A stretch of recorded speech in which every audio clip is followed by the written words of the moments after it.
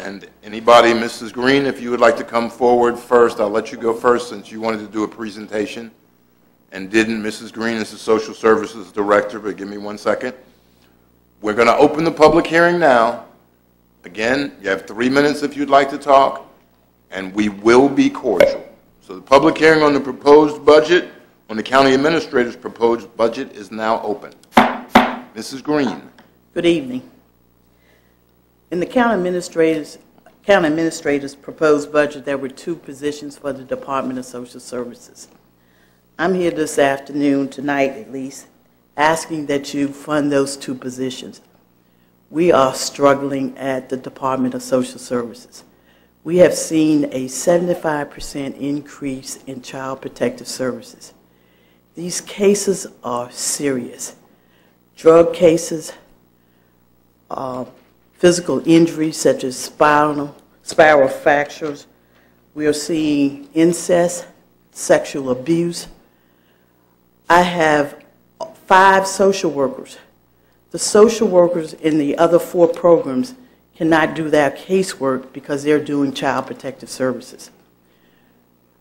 I'm afraid and I'm shivering because if a child is killed or injured seriously, we all will be slapped on the wrist. It is just that frightening. We're getting just that serious number of cases, and we need to do a better job, but we're struggling. We need staff. We have seen an increase in adult protective services, and we're seeing an increase in nursing home screenings. We're just seeing an increase across the board. Now, I'm going to let Mrs. Tyree speak to the increases that we're seeing in the benefits program because she supervises that, and with the proposed increases due to the health regulations and just changes within the Department of Social Services. But I implore you, we need those 2 positions. We asked for 4 positions. We need at least 2 to give us some room to deal with these serious situations before something happens to a child here in Caroline County. Good evening. I'm Ann Tyree, Assistant Director of Social Services. As Ms. Green indicated, I'm responsible for the benefit programs. For the past several years, we've seen more than a 50% increase in our caseloads. We currently have approximately 25% of the citizens of Caroline County receiving public assistance. That is a huge number. That includes the food stamps, now called SNAP, Medicaid, and TANF programs. In the upcoming year, we are expecting to get 270 additional cases called FAMOUS, which is a Medicaid-type program. These applications have been handled by the Department of Medical Assistance, and they are now being transferred to the Department of Social Services. We are expecting 1,350 additional Medicaid cases as a result of health care reform. The state is going to a new processing system, and we have been informed that we will have to manually convert all of these cases, which is thousands of cases, which basically we have to re-enter into the system, in addition to our normal work. The state has implemented a program where the Social Security Administration submits applications to us electronically for Medicaid. The people applying for Social Security benefits are not even aware that Social Security does this. We have email upon email upon email every Monday of these electronic applications. And even though the citizens don't know they're applying for Medicaid, we have to treat them as a valid Medicaid application and follow up with the citizens. They generate a lot of correspondence because the citizens don't even know they've applied. Our staff has struggled and struggled to maintain what they're doing. The last time we had a new eligibility worker was probably 3 or 4 years ago. However, that was not an extra worker. That replaced a grant position that we previously had. We have not increased our eligibility staff, I don't believe, for 10 years. Our staff is overwhelmed. We are constantly getting mandates from the state that are not funded. A new mandate we now have that starts April 1st, we have to do printout searches from DMV, Social Security, and various other systems. These searches involve us having to look up the data one day, then we have to go back into the system and retrieve it the next day. We have as many as 100 people coming into our office on a daily basis. We're averaging between 1,000 and 1,200 citizens coming into our agency on a monthly basis. We can't send the people away. We can't say we don't have staff. We have a dedicated and committed staff, and I can't say enough about their efforts to try to keep up with this caseload that we're seeing, but we just can't do it anymore. There's only so much we can do. Our supervisors are all carrying caseloads. All of us are processing applications in some way. Even Mrs. Green interviews clients on a daily basis. We just don't know what to do at this point anymore. We are overwhelmed, and we are begging you to please fund the 2 positions. And thank you for your time, but we are desperate, and our staff is desperate, and we are so fortunate that we do have a staff that has really tried to keep up. They're working on holidays, they're working on weekends, they stay in the evenings. We have people that are not able to even go to lunch until 3 o'clock in the afternoon because of our intake hours and the amount of time these interviews last. Thank you. Thank you, ladies. There's 2 of them. Is there anyone else who would like to speak about the county administrator's proposed budget? And when you come forward, just state your name and your voting district if you live in the county.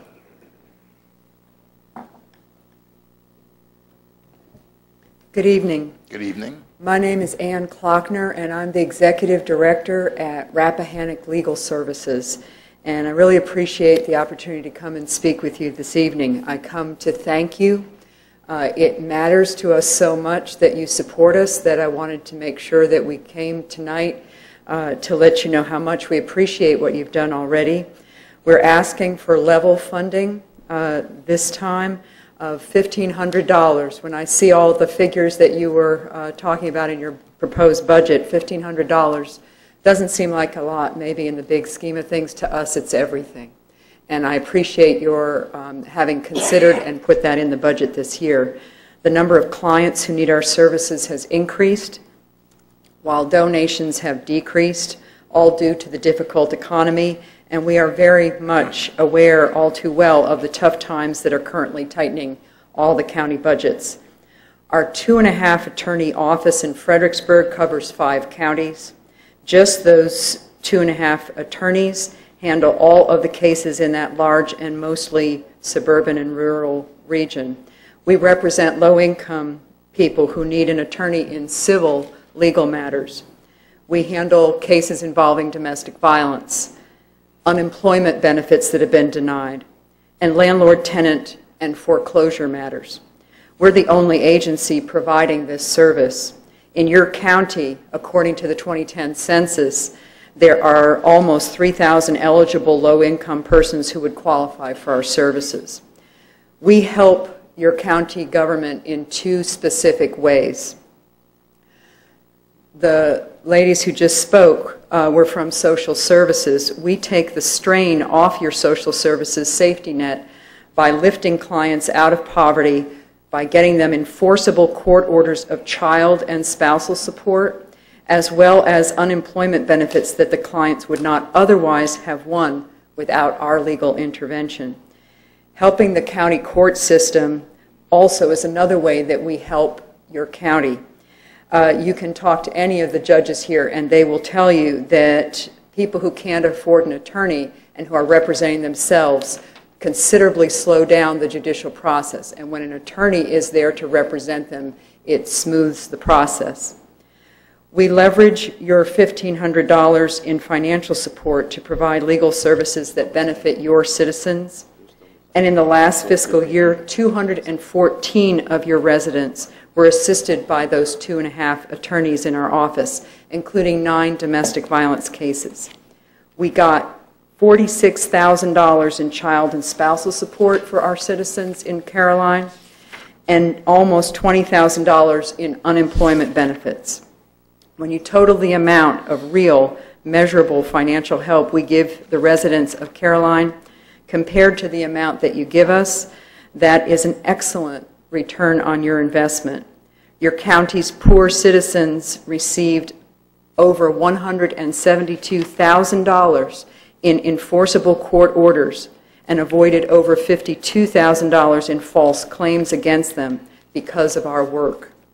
In the last fiscal year, the 3 offices of our agency combined obtained over $2 million for our poor clients throughout the 17 counties we serve. I know from reading your agenda that you start your meetings with the Pledge of Allegiance. The last 3 words of the Pledge of Allegiance are our mission statement, and I really appreciate when you support us, you're supporting justice for all. Thank you. Thank you very much. If you see Mr. Botts, tell him we miss him. He's still volunteering for us, bless his heart. Thank you. Is there anyone else who would like to speak regarding the county administrator's proposed budget?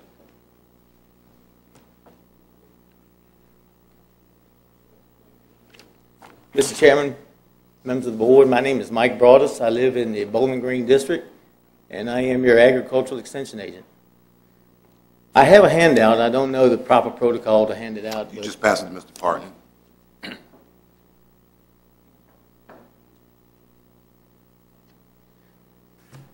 I stand up in front of you tonight to delegate, if you will, for the 4-H extension agent we're asking funds for, partial funding for.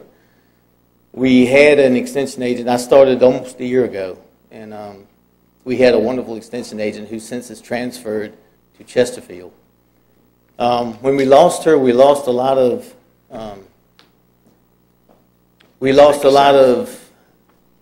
initiative for our youth to learn science, to learn living, to learn community.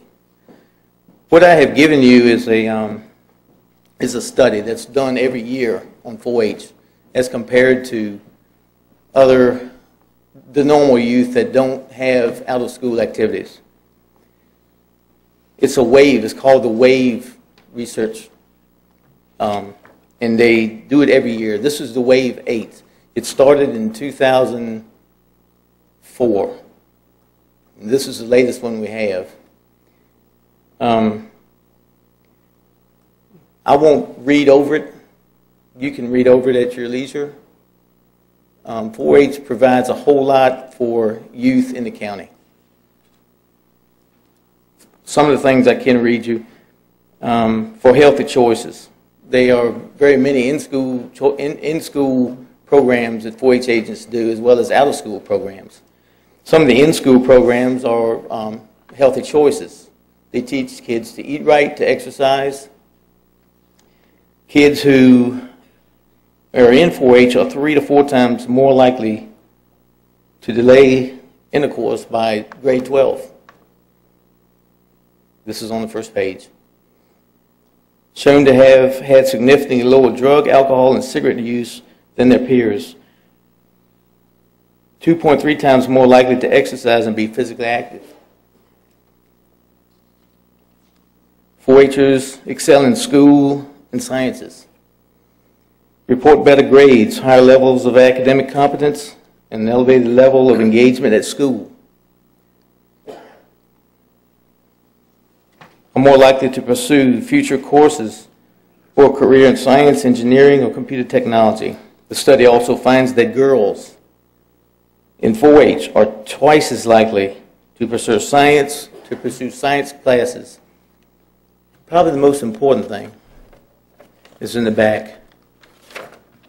Young people in 4-H are committed to improving their communities.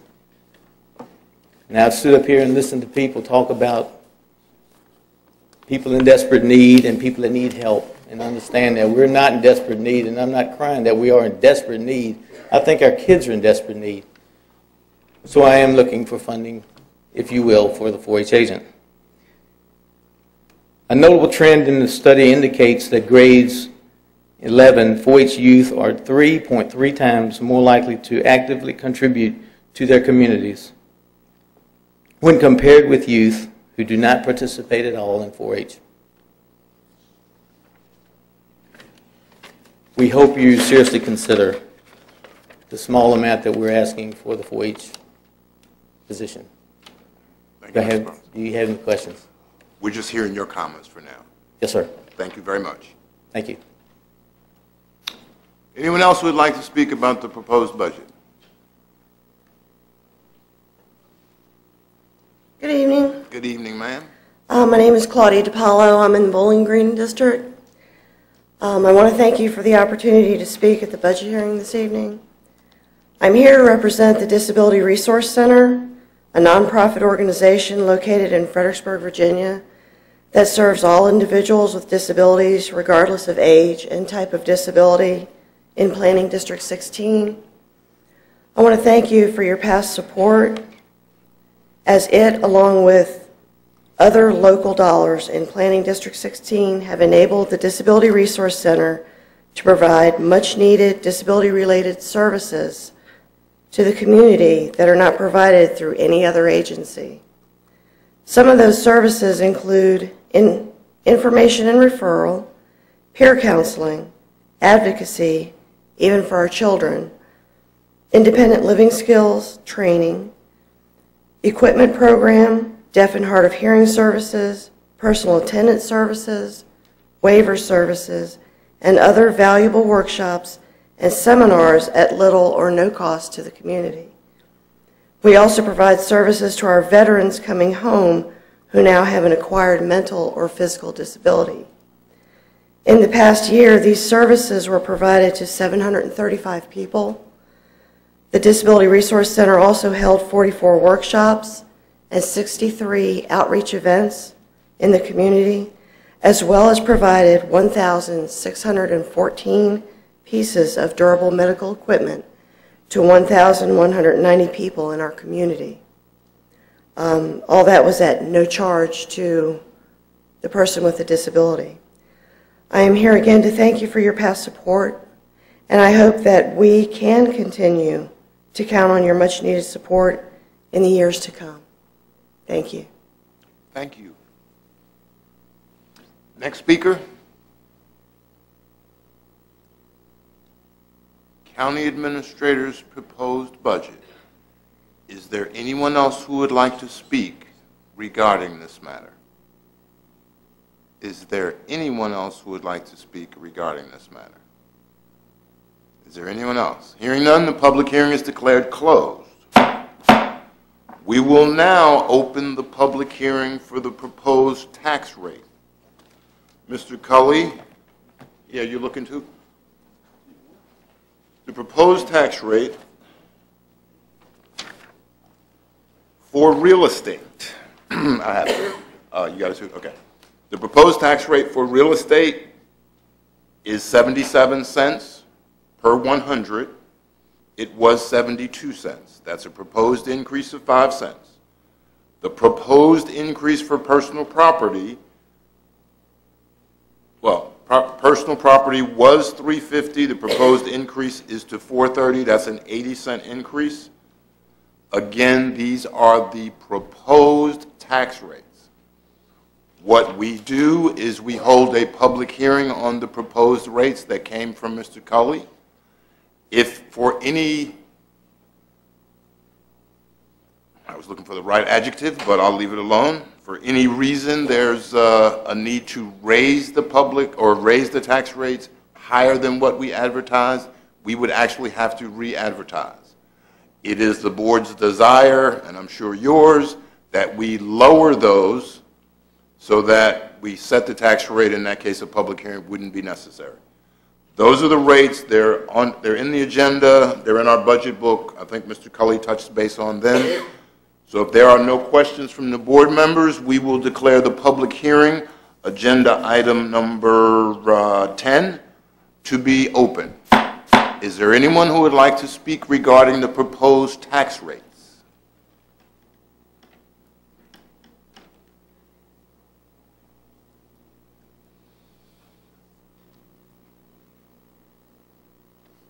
Good to see you again, sir.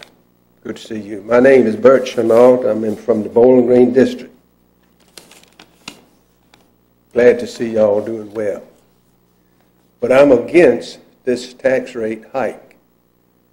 And it's probably majority of people in the county is against it that won't be here tonight to speak against it. It seems to me that there's a lot of money that's going wasted that we tax people have to pay. And I'm sure that y'all know as much about it as we citizens know. So, being said, thank you. Thank you, Mr. Chenault. Is there anyone else who would like to speak regarding the proposed tax rates?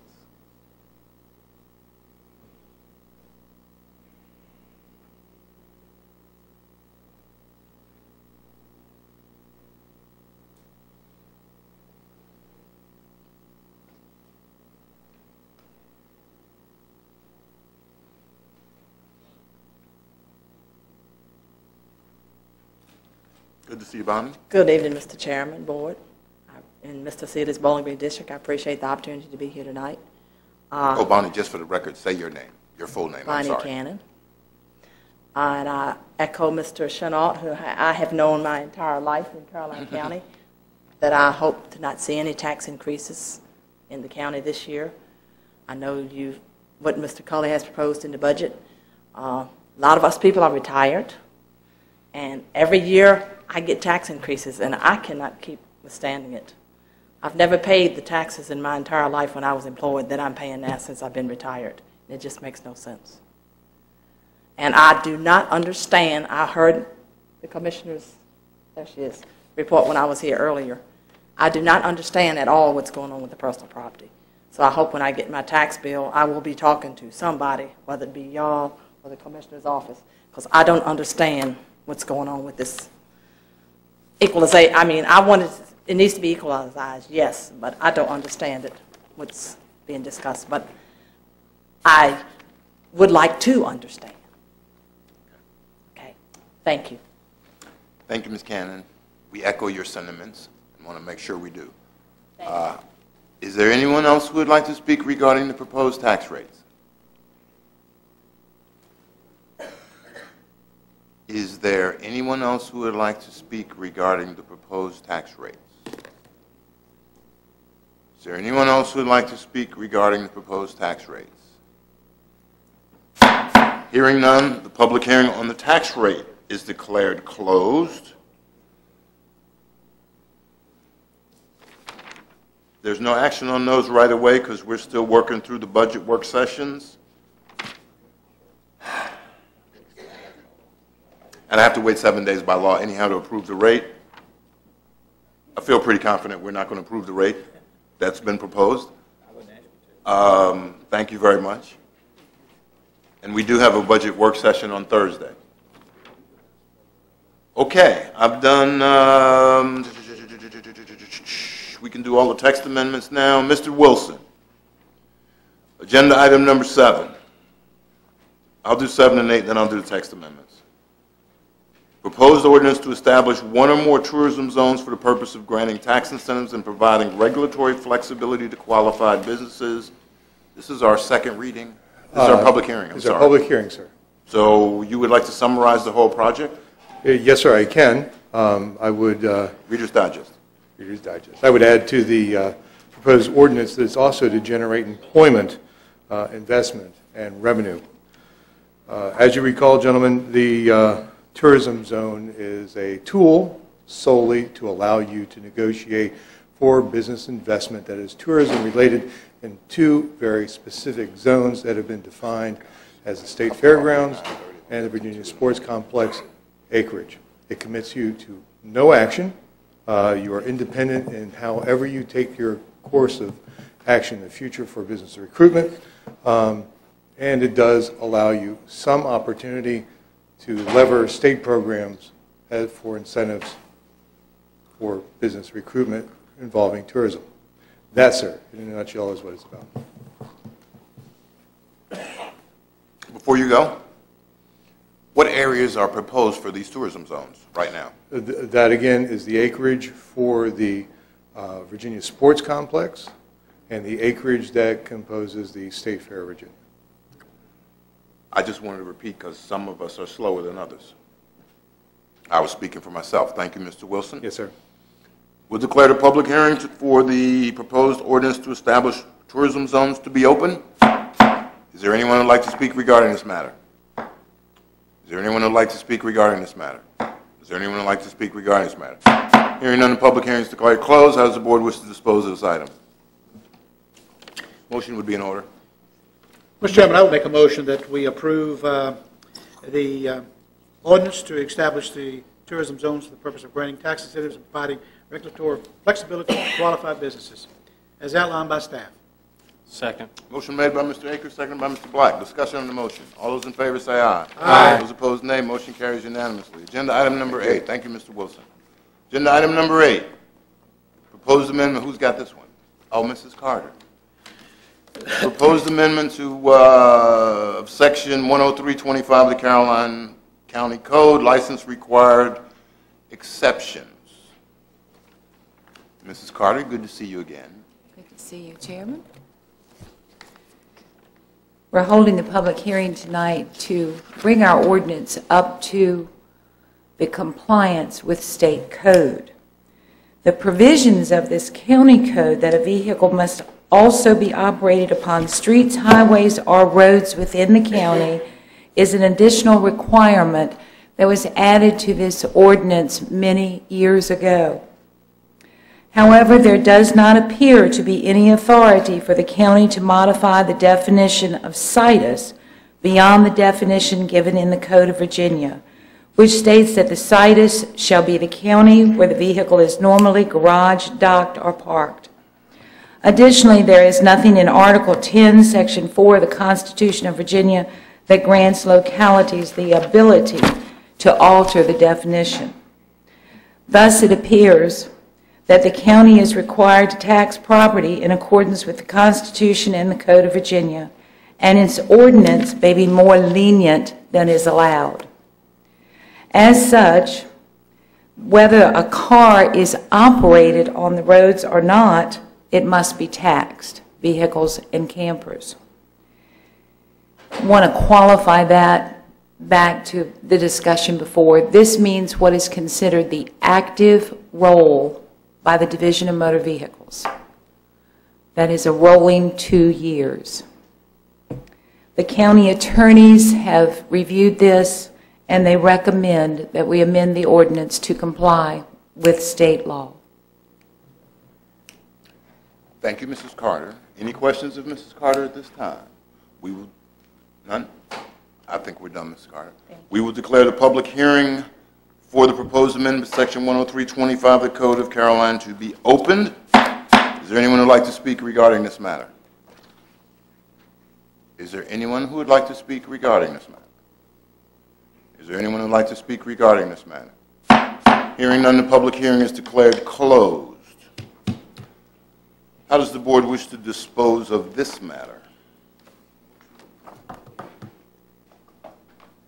Mr. Thomas, I know this isn't popular, and I talked about it at my constituent meeting, but seeing that we're not following state code, I don't know that we have a whole lot of choice in this matter at this point. I know you think we can ignore it and we can go on, but I will go ahead and make the motion to amend Section 103-25 of the Code of Caroline County Licensing Required as presented. Motion dies for lack of a second. I second the motion. All right, motion made by Mr. Seeley, seconded by Mr. Taylor. What this is, there's discussion on the motion. What this is basically saying is cars that you have in your garage that do not operate are still taxed for 2 years according to the state. Or behind your barn. Wherever. Okay. The car doesn't work. The state seems to think it's a good idea to keep taxing it. I don't. But that's just me. Any other discussion? How does the board wish to vote? Oh, I'm sorry. All in favor? We had a motion. All in favor? Aye. Aye. All opposed? Nay. Nay. Ooh, the chair detects division. Mr. Black, how do you vote? Aye. Mr. Underwood? Nay. I vote nay also. 2-1. Oh, you want to vote too? Mr. Seeley? I vote aye. Mr. Akers? Aye. Mr. Taylor? I vote nay again. So the motion carries 4-2. I personally don't believe we have to comply with the state on everything. Sometimes they're wrong. But this motion passed. we'll move on. All right, I got these text amendments still. What can I do before I get to them? Oh, I got water rates. Okay, we'll do it. Agenda item number 11. Is that Mr. Siebel? Mr. Schiebel? Mr. Schiebel. Then who else can I let go? We did middle school, we got audit, we got radio. Mr. Schiebel, good to see you, sir. Good to see you, Mr. Chairman, members of the board. Your public hearing tonight is for a proposed amendment of Section 93 of the Schedule of Sewer and Water Fees. Is a proposed increase to the water rates only. The proposed increase is a 12% increase to bring us to $28.17 for an average user of 5,000 gallons. That would be to that same user a $2.84 per month increase.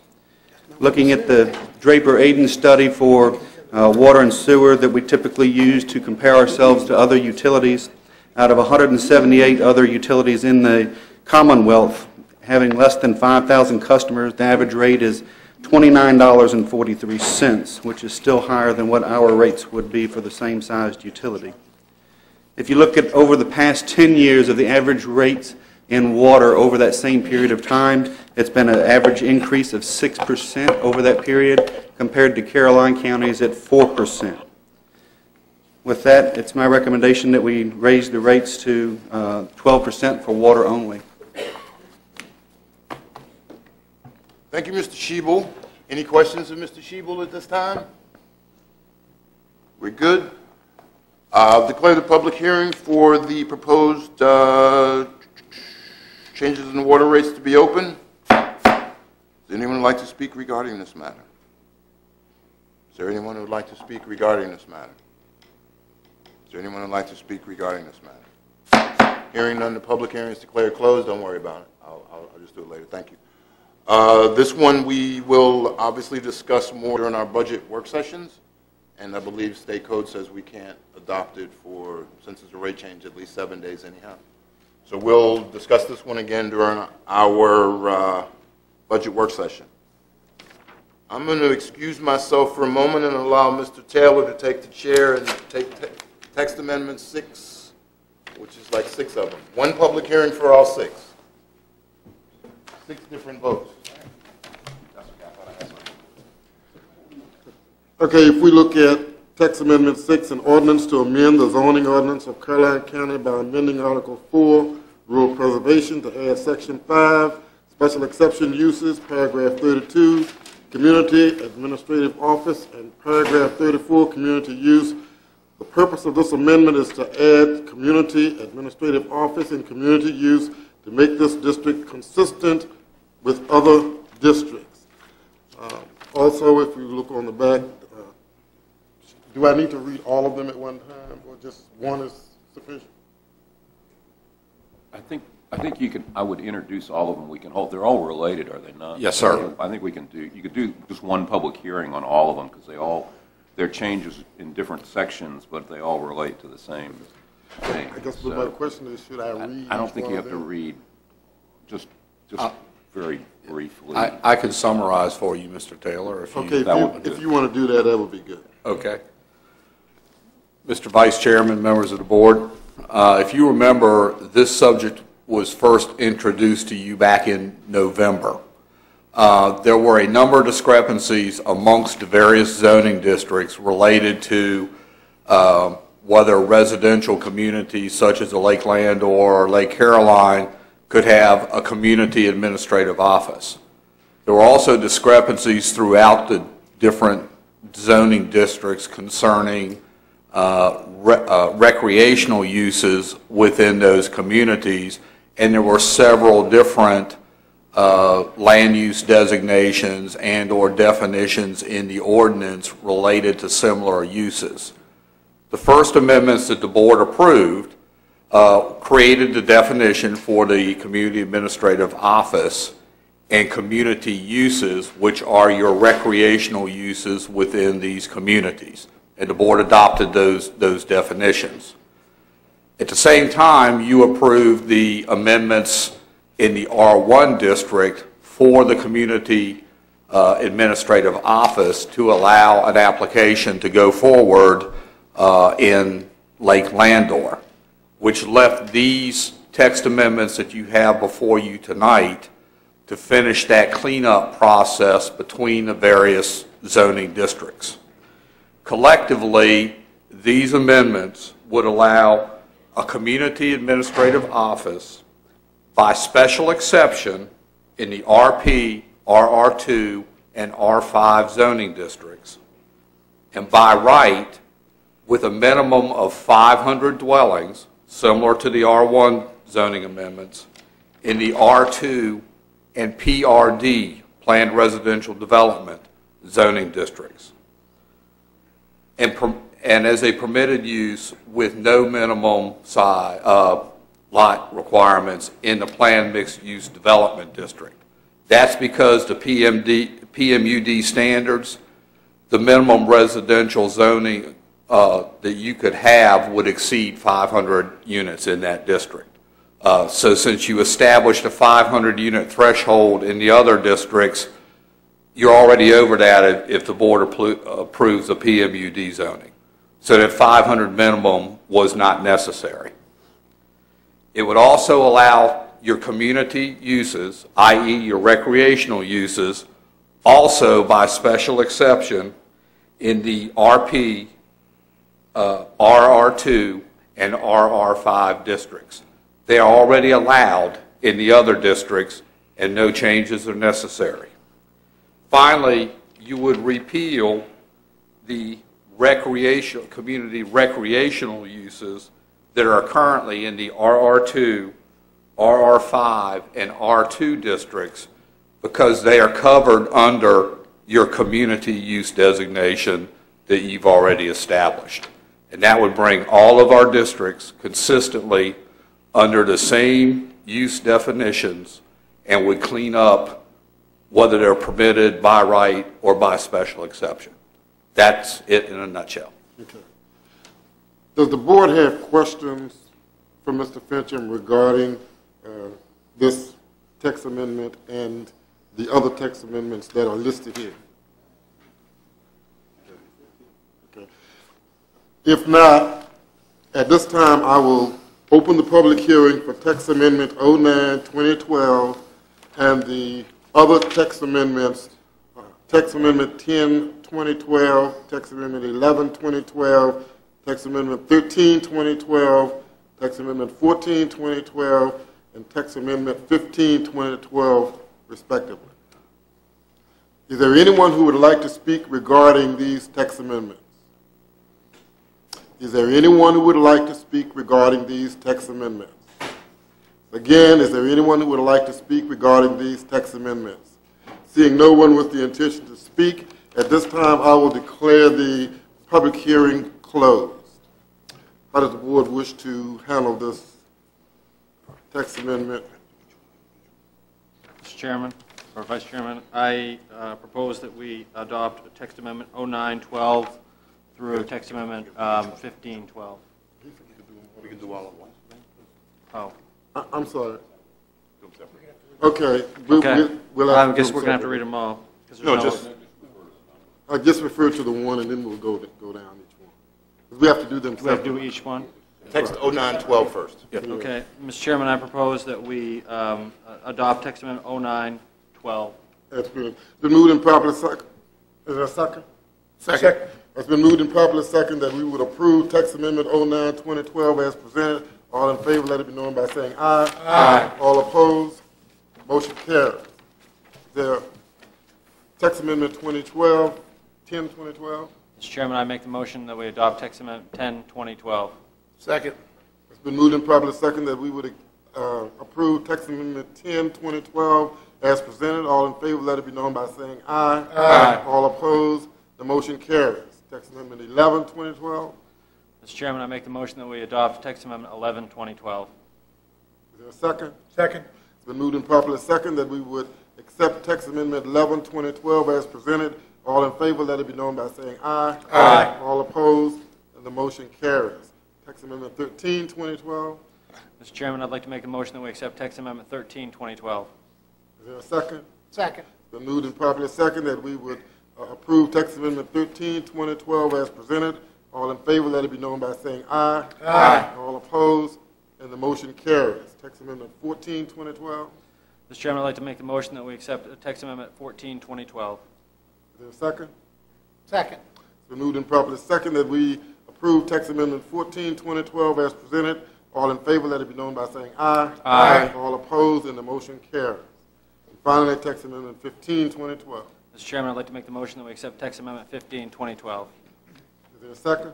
Second. It's been moved and properly second that we approve text amendment 15, 2012 as approved. All in favor, let it be known by saying aye. Aye. All opposed, and the motion carries. Mr. Chairman. Thanks, sir. Excellent job. Agenda item 12A we added earlier, which was the audit. I believe that was requested by Mr. Underwood. We Yes. are at the position where we were discussing paying the additional funding from the audit where he discovered certain things. Yes, Mr. Underwood? Yeah, Mr. Chairman, I know we've had some discussion about paying the auditing bill because of the overrun of the amount. And just wanted to say for the record, but in no way am I saying that the auditing company in any way did a poor job, or I think it's been brought to our attention that there were some deficiencies in our processes that they brought to our attention. My concern was I just wanted to hear from the departments why some of those occurred. Certainly, I know Mr. Cully was going to talk about and had mentioned that some of those deficiencies had already been addressed. So I thought it would be wise to bring back this bill from the auditing people. I do think they should be paid. I do think that they did an outstanding job. I do think that they pointed out some deficiencies in areas that we needed to close some of the loopholes. So for that, I'm grateful. Certainly, I want to say to Ms. Hatcher, in no way are we pointing any fingers at you, Ms. Hatcher. I think you did an outstanding job of moving the process forward. So I wanted to make that a point also. So just wanted to open that auditing bill back up for discussion. A motion would be in order if you would like to make one. Mr. Chairman, I'd make a motion then that we would pay the auditing bill that was presented by the new auditing company, and that we continue to have discussions about what's being done to ensure that we don't have these types of deficiencies again. Second. You can add one too if you'd like. Motion is made by Mr. Underwood, seconded by Mr. Black, to approve the audit payment, which from memory is $30,000 additional. Okay. Discussion. All those in favor say aye. Aye. Where were you guys 2 weeks ago? All those opposed, nay. Motion carries unanimously. Thank you very much. We are now at agenda item number 13, approval of the proposed contract with Motorola for the purchase of public safety radio system. Who has this? You got this? The best I can. We did. Steve Garner is here from Motorola to be able to answer any questions. I know we have some questions contractual that maybe our attorney can answer, but Steve's here to answer any sort of coverage issues that have come up. Unfortunately, due to scheduling conflicts, we couldn't get David Nielsen back here on short notice. Let's go through questions. I know there are quite a few questions, so if anyone has questions for the Motorola rep or the county attorney, feel free to ask those. He's here. Mr. Black. Yeah, I just got a couple. I'm just going to ask you a bottom line question. I mean, there's going to be some other questions. I actually have some technical questions here in a minute. Okay. But my concern is this. This is obviously, you probably heard tonight from other people regarding this. We don't have a lot of money. Okay, we're in a budget situation. My concern is this. I know these radio systems are expensive. I mean, I understand that. My concern is we're getting ready. We're going to have to spend. This is $6.5 million. Is basically what the cost is. Correct? That's what the cost is. My concern is if we vote on this tonight, am I going to be paying, am I going to pay $8 million for the system? Okay? In other words, is the $6.5 million that we're paying, is it really 6.5, or are we going to hear, we need a change order for this, a